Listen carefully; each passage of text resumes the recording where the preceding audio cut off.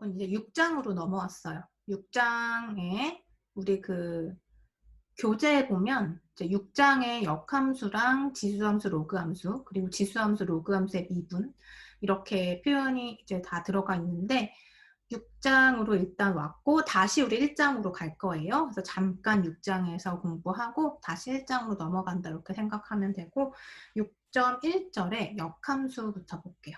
자, 인버스 펑션에 대해서 볼 건데요. 자, 역함수라고 하는 말 자체가 역이라는 게 이렇게 바꿔서 생각한다라고 볼 수 있죠. 바꾸는 것처럼 보이죠? 역이라고 하는 문자 자체가. 그래서 역함수라고 하는 것은 쉽게 얘기해서 원래 함수의 정의역은 역함수의 치역이 되고 원래 함수의 치역은 역함수의 정의역이 된다. 즉 바꿔진다라고 생각하면 되고요. 자, 일단은 뒤에 가서 한번 봅시다. 역함수란 무엇인가? 예제 1번부터 한번 관찰해 볼게요. 자, 역함수가 뭐냐면 우리가 지금 예제 1번에 지금 뭐뭐일 때 여기까지만 한번 생각해 보면 F1은 5에 대응이 되고 F3은 7에 대응이 되고 F8은 마이너스 10에 대응이 되고 있어요. 그러면 이 대응 관계를 우리가 그림으로 그렸을 때 자, 이렇게 볼 수 있죠. F라고 하는 함수가 있는데 1은 5에 3은 7에 8은 마이너스 10에 대응이 돼. 그래서 이렇게 화살표로 우리가 대응 관계를 표현을 했어요. 자, 그래서 A에서 B로의 대응이라고 생각하면 되는데 A를 우리가 정의역이라고 했고 B를 치역이라고 했죠. 물론 B에 만약에 A에 대응이 안 되는 원소가 있다면 대응되는 원소만 모아서 치역이라고 부르는 게 정확한 의미고 B 전체는 공변역이라고 하기도 하는데 그때 대응되는 점들만 모았을 때 치역이라고 하는 거죠. 어쨌건 A에서 B로 이제 대응이 되고 있는 상황인데 우리가 이때 이 대응 관계를 뒤집을 거예요. 그래서 A에서 B로 대응되는 게 아니라 B에서 A로 대응되게끔 뒤집어 볼 거예요. 화살표를 방향을 바꿔서 그러면 5에서 1로 대응이 되고 7에서 3으로 대응이 되고 마이너스 10에서 8로 대응이 되는 그림이 되겠죠. 자, 그러면 F라고 하는 함수가 왼쪽에서 오른쪽, 즉 A에서 B로 대응된다고 했을 때 지금 거꾸로 대응했으니까 함수 기호를 다르게 표현해야 되겠죠. 구분하기 위해서. 그래서 F라고 하는 원래 함수는 F인 거고 지금 역으로 대응시킨 함수의 이름을 뭐라고 하자? 역함수라고 하자. 반대로 갔기 때문에 그래서 우리가 어떻게 기호로 쓰냐면 이렇게 F의 인버스다라고 부르고 위에 첨자로 마이너스 1과 같은 형태를 써주는 거예요. 주의해야 할 것은 이것이 F분의 1을 나타내는 것은 절대 아니에요. 자, 이 기호는 아니고 F의 인버스라고 하는 표현은 F의 역함수인 거지 F의 역수는 아니에요. 이런 기본적인 내용을 이제 혼동하는 친구들이 있어서 강조하고 있어요. F의 역함수는 기호로 이렇게 쓰는 거고 절대로 이 의미는 아니다. 이렇게 생각하시면 돼요. 자, 그래서 지금 대응 관계를 보면 결과적으로 F의 5는 1로 대응이 되고 그러니까 F 인버스 5가 되겠죠. 함수 이름이 지금 F 인버스니까 F의 인버스에 누가 들어간다? 5라고 하는 값이 대응이 됐을 때 그 결과값이 뭐냐면 1이 된다. 이렇게 보는 거예요. 자, 그 다음에 7이 대응이 됐을 때는 F 인버스에 7이 되면 3의 대응이 된다. 이렇게 보는 거죠. 그 다음에 F 인버스 마이너스 10이 들어가면 그때 결과는 8이 된다. 이렇게 보는 거예요. 이것이 바로 역함수인 거죠. 자, 그래서 지금 우리가 이렇게 F 인버스 7, F 인버스 5, F 인버스 마이너스 10을 구했어요. 역함수를 정의하기 위해서 몇 가지 정의를 먼저 봅시다. 자, 역함수가 뭔지는 여러분 파악이 됐죠? 그런데 역함수를 아무 때나 정의할 수 있는 건 아니에요. 그렇죠? 수학이 그렇게 막 아무거나 되게끔 만들어지진 않았겠죠. 그래서 일단은 정의를 하나 보고 지나갈게요. 첫 번째 정의는 1대1 함수예요. 원투원 펑션이라고 되어 있고요. 일단 아래 읽어봅시다. 함수 f가 같은 값을 두 번 취하지 않을 때, 즉 다음이 성립할 때 f를 1대1 함수라고 한다. 원투원 펑션이라고 한다. 자, 여기 중요한 정의가 들어가 있네요. 보면 x1과 x2가 같지 않을 때 fx1과 fx2는 서로 같지 않다. 이것을 만족하면 f는 1대1 함수라고 한다. 라고 했어요. 무슨 말이냐면 자, 첫 번째 그림을 봅시다. 첫 번째 그림에 보면 4는 10에 대응이 되고 있고 3은 7에 대응되고 2는 4에 대응되고 1은 2에 대응이 되고 있어요. 이런 함수를 f라고 하자. 자, 그러면 자, 위에 있는 이 조건을 만족하는지 한번 생각해 보세요. x1과 x2가 서로 다를 때 이 x1과 x2는 무엇을 의미하냐면 A라는 정의역에서의 원소 각각을 의미해요. 그런데 임의의 원소 x1과 x2이기 때문에 어떤 원소 두 개를 가지고 오더라도 이렇게 생각하면 되고 예를 들어서 1과 3을 내가 생각해 보자 라고 한다면 1과 3은 서로 다르죠. 그럴 때 F1하고 F3의 관계도 서로 다른지를 보면 돼요. 자, 그럼 F1은 2고 F3은 7이니까 서로 다른 것 만족하고 있죠. 그죠? 그래서 1과 3에 대해서는 위의 명제가 성립한다 라고 볼 수 있는데 모든 원소에 대해서 이게 다 성립해야 돼요. 하나라도 성립하지 않으면 이 F라는 함수는 1대1 함수라고 볼 수가 없다는 거예요. 그래서 모든 원소에 대해서 한번 고려를 해보자. 자, 한번 보세요. 그러면 두 개를 내가 선택했을 때 예를 들어서 4하고 3을 한번 생각해 보자. 3과 4는 당연히 다른 숫자죠. 그럴 때 그때 대응되는 함수의 값도 서로 다른 거 확인됐죠. 그럼 3과 4도 괜찮고 그 다음에 1과 2 한번 생각해 봅시다. 어때요? 1과 2 다른 숫자 맞죠? 정의역 내에서 다른 숫자 두 개를 뽑았을 때 그것에 대응하는 함수 두 개도 역시 다른 값인 거 확인되죠. 이렇게 모든 값에 대해서 내가 이 명제가 성립하는 것을 확인을 할 수 있다면 그때 이 f는 1대 함수라고 볼 수가 있다라는 거예요. 자, 그런데 아래에 있는 g라고 하는 함수를 봅시다. 자, f는 따라서 1대1 함수예요. 자, 1대1 함수가 왜 되는지는 여러분이 서술하실 수 있겠죠? 모든 x값들, 서로 다른 x에 대해서 이것을 만족하기 때문에 1대1 함수다라고 생각하면 되고 그 다음에 g라는 함수를 한번 보세요. g를 보면 내가 x, 즉 정의역 내에서 두 개의 값을 선택했을 때 예를 들어서 2하고 3을 한번 선택해보자. 그러면 2하고 3은 당연히 다른 값이에요. 그죠? 2와 3은 서로 다른데 그럴 때 f의 2와 f의 3을 한번 생각해 봤더니 f의 2는 4고 f의 3은 또 4예요. 그러면 서로 같죠? 자, 이렇게 되었을 때 대응되는 함수의 값도 다를 때 그때 1대1 함수가 된다고 했는데 지금 같은 상황이 됐어요. 자, 그럼 이런 경우에는 1대1 함수라고 하지 않는다라는 거예요. 그래서 1대1 함수랑 1대1 함수가 아닌 것의 차이를 여러분이 구분할 수 있으면 돼요. 자, 그럼 여기서 1하고 4를 선택했어요. 그럼 1과 4는 서로 다를 때 F1과 F4를 비교해 보니까 F1은 2고 F4는 10이기 때문에 서로 다르죠. 그러면 이거 성립하니까 이거 1대1 함수잖아요. 라고 하는 게 아니라 지금 문제가 뭐냐면 안 되는 경우가 있기 때문에 하나라도 안 되는 경우가 있기 때문에 이 함수는 1대1 함수가 아니라는 거예요. 그죠? 위에는 우리 F라는 함수는 왜 1대1 함수다? 모든 원소에 대해서 이 명제가 성립되기 때문에. 그죠? 그래서 모든이라고 하는 이 뜻을 여러분이 잘 기억해 두고 다 대입을 해보고 이 명제가 모든 원소에 대해서 성립하는지를 파악하는 게 중요하죠. 자, 하나라도 안 되면 1대1 함수는 아니다. 따라서 g는 1대1 함수가 아니다. 자, 만약에 g라는 함수를 주고 이것이 1대1 함수가 아님을 보이시오 라고 하면 어떤 발레를 주면 될까요? 이렇게 되기 때문에 이것은 1대1 함수가 아닙니다. 라고 얘기하면 되는 거죠. 1대1 함수의 정의에 대해서 우리가 봤는데요. 이 그림을 한번 봅시다. 자, 일단 첫 번째 그림이 1대1 함수인가 한번 생각해 보세요. 1대1 함수가 맞는가? 자, 1대1 함수가 되려면 서로 다른 x값에 대해서 대응을 시킨 함수값도 서로 달라야 돼요. 그러면 내가 x값 두 개를 선택했을 때 그들의 높이가 달라야 되겠죠. 함수값은 높이를 의미하는 거니까. 자, 그러면 첫 번째 그림은 y는 x 세제곱이라는 함수인데 1대 함수가 되나요?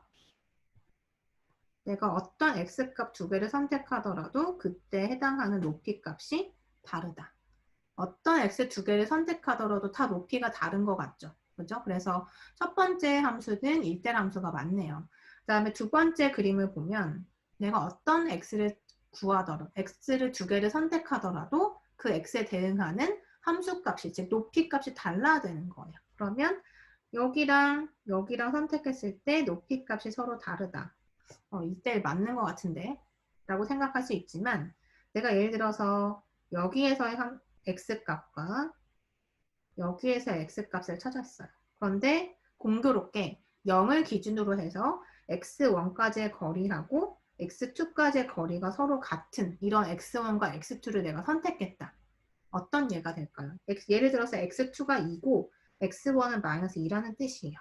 근데 지금 주어진 함수는 y는 x제곱이니까 대응하는 함수의 높이는 얼마가 되겠어요? 2의 제곱이든 마이너스 2의 제곱이든 높이는 4가 되는 것을 알 수가 있죠. 그러면 여기에서 2하고 마이너스 2라는 내가 선택한 x값 두 개는 당연히 다른 값인데 f의 2하고 f의 마이너스 2가 지금 서로 같은 4라는 값이 된 거예요. 그렇죠?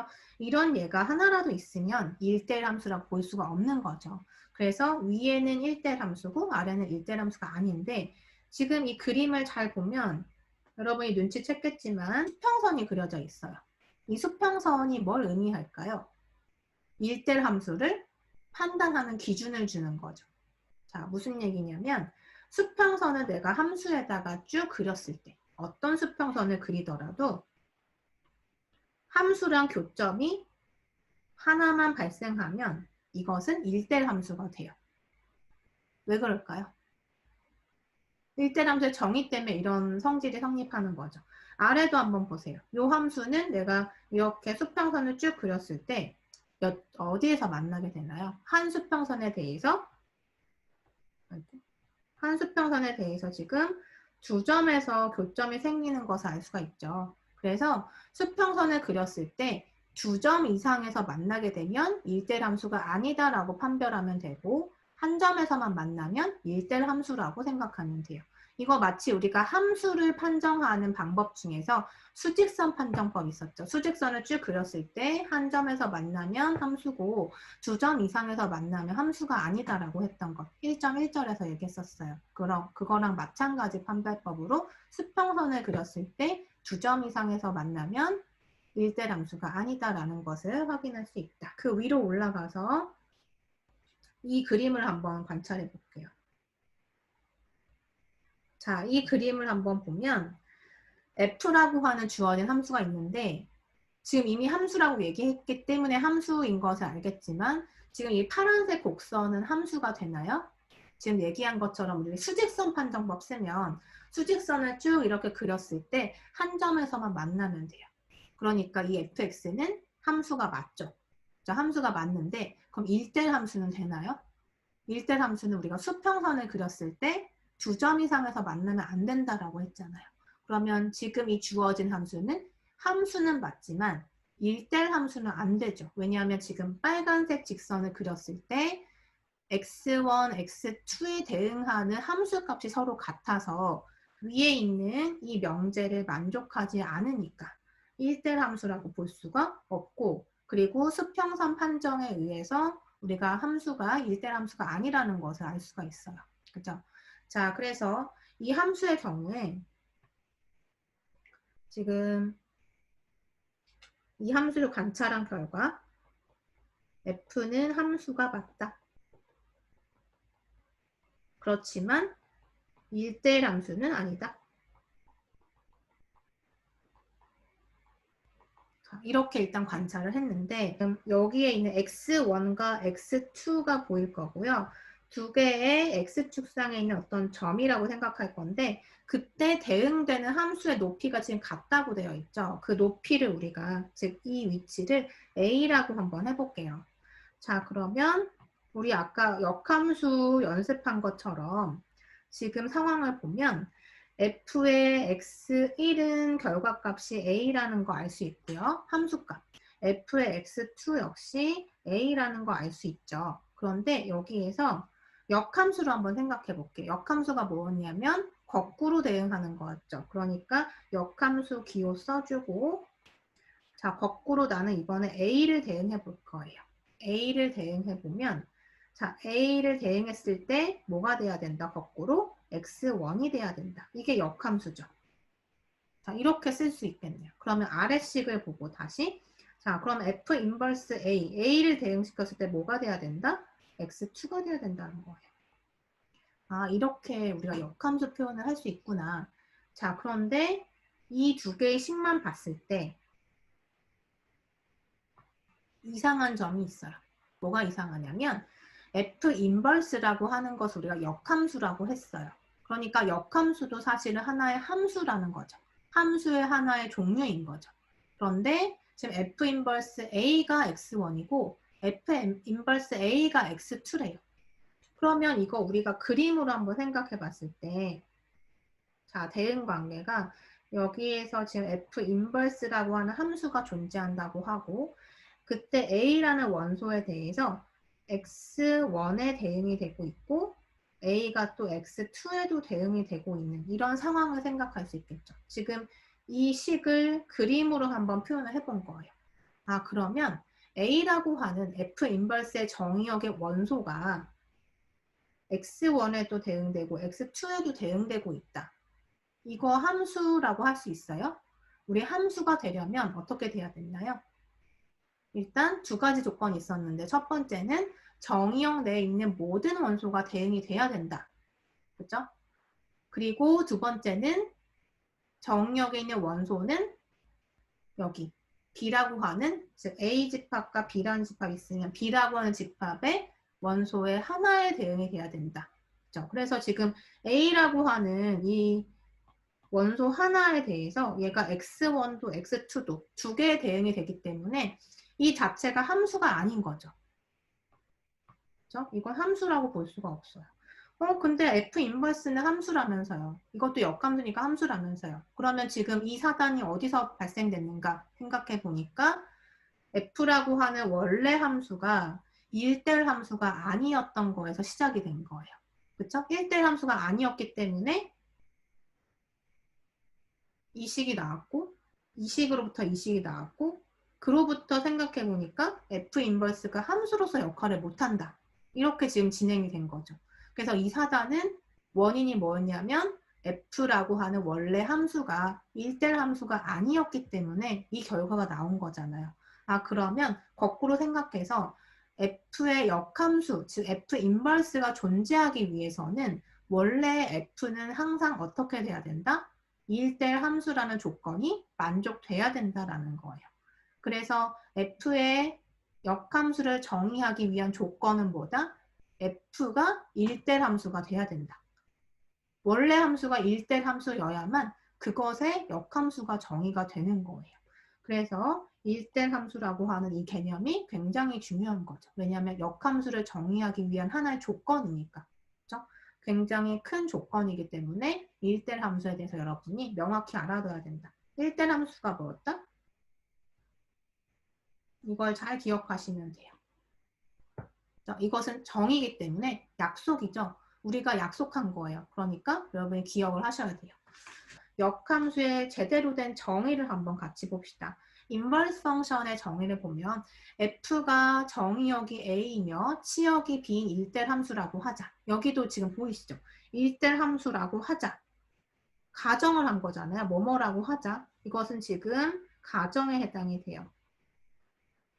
자, 수학에서 가정과 결론으로 구성된 게 명제인데 이 가정이 왜 들어갔는가? 이 가정이 필요 없는데도 써진 건 아니겠죠. 반드시 필요하기 때문에 가정으로 들어간 거죠. 그래서 f가 정의역이 a이며 치역이 b인 1대1 함수라고 하자. 일단 가정했으니까 받아들이는 거예요.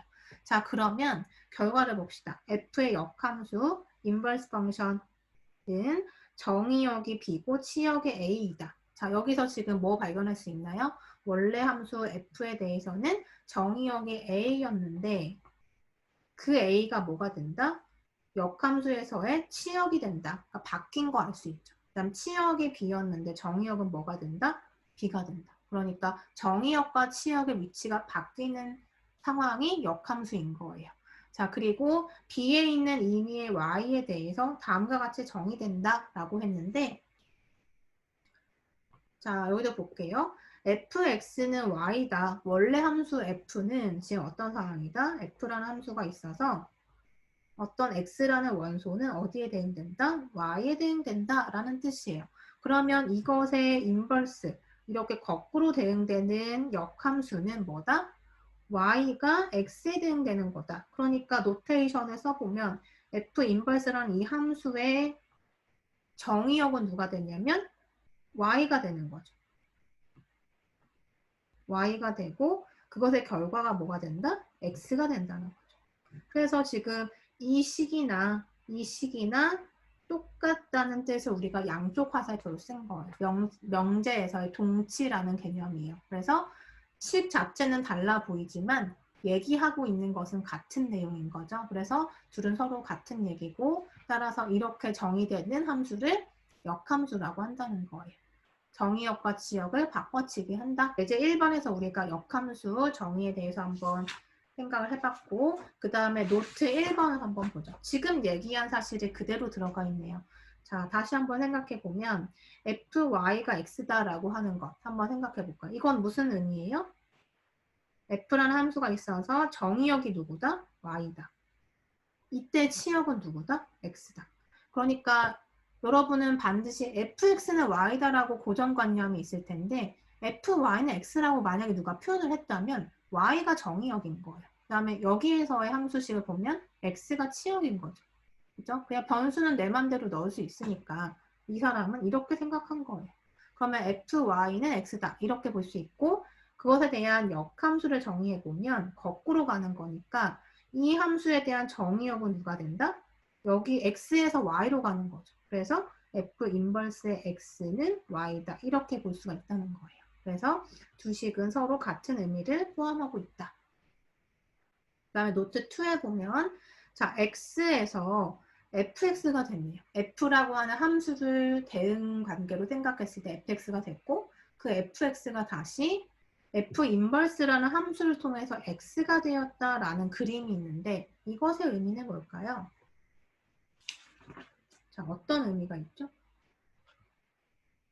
이거는 지금 함수로 봤을 때 f라는 함수가 하나 있고 f 인버스라는 함수가 있어요. 즉 어떤 변수가 f라는 함수에 대응이 됐다가 f 인버스라는 역함수에 대응이 되면 자기 자신 x가 되더라라는 그림인 거죠. 자, 무슨 의미냐면 예를 들어서 a라는 정의역과 b라는 코도메인이 있어요. 그러면 f라고 하는 함수가 있고 그것의 역함수 f 인버스가 있어요. 자, 그럴 때 간단히 생각하기 위해서 하나의 원소만 생각해 봅시다. a라고 하는 집합에 스몰 a가 있고요. b라는 집합에 스몰 b라고 있다고 해볼게요. 그러면 f에 a를 대응했을 때 결과는 자, 이렇게 대응 관계가 있다고 한다면 fa는 b가 되죠. 자, a에서 시작한 거예요. a라는 원소를 f에 대응을 시켰더니 b가 되었다. 역함수에 집어넣는 거예요. 이 과정을 생각해 보면 자, 그러면 f 인버스 b는 뭐가 되죠? b를 역함수로 돌려서 보니까 a가 되는 거죠. 그죠? 그래서 지금 결과적으로 a에서 시작해서 f를 거쳐서 f 인버스를 거치니까 뭐가 됐다? 자기 자신인 a가 되었다. 자, 이 과정인 거죠. 즉 f와 f 인버스를 동시에 대응하게 되면 결과적으로 변수가 나온다. 이렇게 보시면 돼요. 거꾸로 f 인버스에서 시작해서 f를 거치면 역시 f 인버스의 정의역 원소가 그대로 나오게 되겠죠. 이 과정을 얘기하는 게 두 번째 노트고 세 번째 노트는 앞에서 얘기한 내용이에요. f 인버스라고 쓰는 이 부분은 절대로 f의 역수라고 보면 안 된다. 그죠? 이것은 역함수인 거지 이런 표현은 아니에요.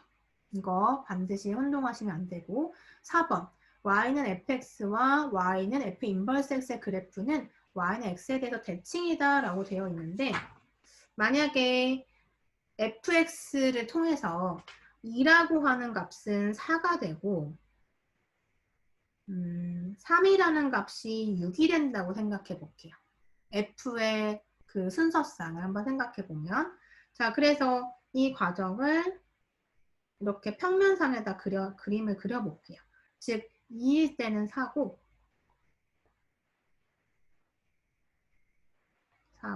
3일 때는 6인 자, 이런 순서상을 이제 찍어본 거예요. 자, 그럴 때 이렇게 대응되는 값에 대해서 역함수의 대응을 한번 생각해 보면 역함수에서는 어떻게 된다? 정의역과 치역이 바뀐다면서요. 그러니까 2가 4로 대응이 되는 것은 역함수에서는 4가 2로 대응이 되는 거고 3이 6에 대응되는 함수에서 생각하면 F 인버스에서는 6이 3에 대응이 되는 상황인 거죠. 그래서 이 4,2와 6,3을 여기 좌표 평면에다가 한번 찍어 볼게요. 그러면 4,2 그다음에 6,3 이렇게 찍을 수 있겠죠. 자, 그래서 지금 이 대응 관계를 관찰해 보니까 y는 x라고 하는 이 직선 1차 함수에 대해서 정확히 대칭이 된다는 걸 확인할 수 있어요. 즉, 이 직선과 점과의 사이의 거리가 서로 같다는 것을 확인할 수 있죠.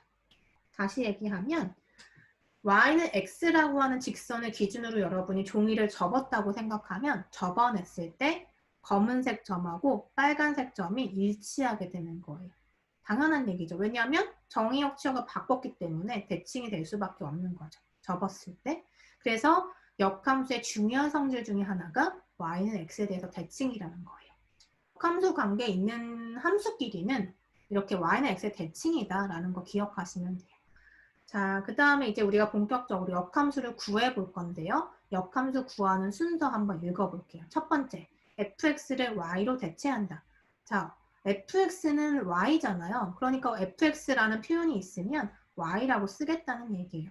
두 번째, x와 y를 바꾼다. 왜 바꾸죠? 역함수를 구하기 위한 순서인데 x랑 y를 바꾼다고 했어요. 왜 바꾸냐?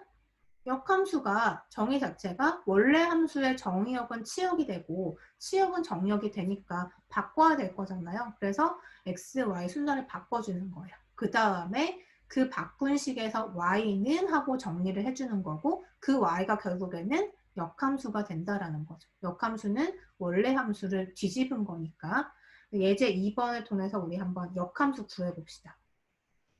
자, f는 x 3제곱 더하기 2의 역함수를 구하여라 라고 했는데 자, 일단은 첫 번째 스텝이 뭐예요? fx를 y라고 써라. 그러니까 일단 이렇게 쓸게요. 자, 여기까지 봤을 때 변화된 거는 fx라는 기호를 y라고 쓴 거밖에 없죠. 주어진 함수가 일단 이거예요. 주어진 함수. 자, 그런데 이것의 역함수를 찾고 싶어요. 이 함수의 역함수를 찾고 싶은데 어떻게 하자? 역함수기 때문에 x는 y가 될 것이고 y는 x가 될 것이다. 그래서 바꿔야 된다라는 거예요. 자, 그죠? 그래서 x는 y 대신 써주고 x 대신에 y를 써준다. 자, 이렇게 볼 수 있겠죠. 자, 그러면 여기에서 이미 x와 y를 바꿨기 때문에 이 함수 자체가 이 주어진 함수의 역함수예요. 그렇죠? 그런데 함수, 역함수 역시 함수이기 때문에 우리가 표현을 할 때 이 함수의 y는 무엇이다 라고 정리해 주는 게 눈에 보기 좋겠죠. 그래서 이 함수를 이제 y에 대해서 정리를 할 거예요. 그러면 y 세제곱은 x-2가 되는 거고 즉 y는 하고 정리하고 싶기 때문에 y는 하려면 y의 위쪽에 있는 3이 걸리죠. 그래서 거슬리니까 양변은 어떻게 한다? 3분의 1제곱 똑같이 지수제곱을 해주면 이렇게 약분해서 y만 남고 우변은 x-2의 3분의 1제곱이 되는데 앞에서 얘기한 것처럼 이것은 3제곱근 x-2와 같다. 자, 이렇게 지수에 대한 거는 다음 절에서 또 얘기할 거예요. 이렇게 된다라는 걸 알 수 있죠. 자, 그래서 이 y를 우리가 뭐라고 보면 된다? 역함수라고 보면 된다. 변수가 무엇이다? x죠. 그래서 f 인버스 x는 3제곱근 x-2 이렇게 써주면 돼요. 그래서 최종적으로 이 값이 주어진 이 f라는 함수의 역함수다라는 거죠. 역함수 구하는 순서에 맞춰서 함수를 구해보는 거예요. 자, 역함수 구하는 거는 연습을 해보시면 될 거예요. 제가 그 문제셋에 올려줄 거니까 한번 풀어보시면 되고요. 자, 그 다음에 아래 보면 역함수의 성질 마지막으로 이 내용만 하고 이 시간을 마무리할게요. 자, 1번에 보면 f의 f 인버스 x는 x다. 2번 f 인버스 fx는 x다. 아까 그림에서 얘기한 거긴 하지만 한 번만 더 생각해 볼게요. 1번의 의미는 뭐냐면 자, 이렇게 a와 b가 있고 a에서 b로 가는 것이 f고 거꾸로 가는 것이 f 인버스다 라고 했을 때 자, 예를 들어서 A 안에 A가 있고 라지 B 안에 스몰 b가 있다고 해볼게요. 자, 그러면 일단 1번에서 F 인버스 X가 지금 먼저 해결이 돼야 되죠. 그러면 F 인버스 X라고 했으니까 지금 F 인버스의 정의역은 사실 B라고 생각하면 되죠. 원소가. 그래서 일단 1번식에서 F의 F 인버스 B라고 해볼게요. X 대신에 B를 넣은 거예요. 그러면 F 인버스 B는 이 그림상에서 뭐가 되죠? 이렇게 대응을 한다고 하면 이 값 전체가 A가 되겠죠. 그래서 FA가 된다. 그럼 FA는 뭐가 되나요? FA는 이렇게 대응을 시켰을 때 B가 되겠죠. 아, 그래서 B라고 하는 변수가 처음에 들어갔다가 F 인버스, 즉 역함수의 함수에 대응을 하고 나면 B가 되더라. 자기 자신이 되더라. 그러니까 함수의 역함수를 취하게 되면 그 B가 된다. 자기 자신이 된다라는 거 알 수 있어요. X가 그대로 나오는 거죠. 이게 1번이고 두 번째는 뭐냐면 fx를 먼저 해결해야 돼요. 지금 이거 합성함수로 볼 수 있죠. 우리 위에서 앞절에서 합성함수 얘기했잖아요. 자, 이 기호를 합성함수로 표현하면 어떻게 된다? f 인버스 합성 f의 x. 이걸 우리가 이렇게 쓸 수도 있었죠. 위에 있는 식으로도 표현 가능한 거죠. 그래서 하나의 합성함수라고 보면 된다. 그래서 fx를 한번 생각해 보면 x 자리에 이번엔 a를 넣어보자. 그럼 fa는 뭐예요? b죠. 그럼 f 인버스 b만 찾으면 되네. 그럼 f 인버스 b는 뭐예요? a죠. 그죠? 그래서 a가 들어갔을 때 a가 나왔어요. 그 얘기는 뭐다? 지금 f 인버스 f를 합성한 결과 변수 x가 그대로 나왔다. 1번은 이게 뭐예요? f 합성 f 인버스 x. 아, 그러니까 어찌됐건 함수와 역함수를 합성한 결과는 변수가 그대로 나온다 라고 생각할 수 있겠네요. 그죠? 그래서 1번 성질, 2번 성질 사실 같은 얘기하고 있는 거예요. 자, 이렇게 해서 역함수 성질까지 우리가 알아봤고 역함수에 대한 정의가 잘 정립돼야만 우리가 뒷절에서 이제 지수함수랑 로그함수를 다룰 건데 그 함수 둘의 관계가 사실은 역함수 관계에 있어요. 그래서 이렇게 역함수 관계에 있는 함수에 대해서 더 정확하게 알 수가 있으니까 역함수에 대해서 여러분이 한번 복습을 하시고요. 중요한 건 뭐였냐면 1대 함수가 정의돼야만 그것이 정의가 가정이 돼야만 역함수가 함수로서 역할을 할 수 있다라는 거였죠. 그리고 역함수를 어떻게 구하는지 연습하시면 될 것 같아요. 자, 그러면 다음 시간에 2절로 넘어갈게요. 6.2절에서 보면 돼요.